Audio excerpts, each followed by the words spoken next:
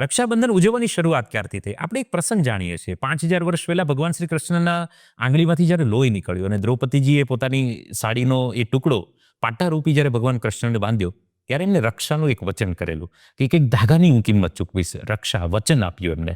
અને ત્યારથી આ રક્ષા કવચ તરીકેની એક શરૂઆત થઈ. રાજા મહારાજાના સમયની અંદર પણ મેવાડના રાણી કર્ણાવતીજીએ હુમાયુને રાખડી મોકલેલી અને હુમાયુએ પોતાનું સૈન્ય મોકલી અને બેનની રક્ષા કરેલી. આવા અનેક પ્રસંગો બનતા ગયા અને એક રક્ષા કવચ રૂપે આજે આપણે રક્ષાબંધન સેલિબ્રેટ કરીએ છીએ, જેમાં ભાઈ બહેનની એ રક્ષા કરવાનું વચન આપે છે.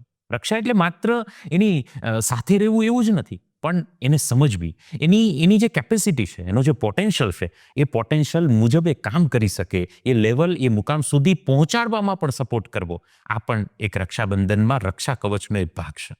આપ રક્ષાબંધનમાં બેનને શું કમિટ કરો છો? ચોક્કસથી કોમેન્ટ કરજો. અને હા, તમને બધાને પણ રક્ષાબંધન પર્વની ઢેર સારી શુભકામનાઓ.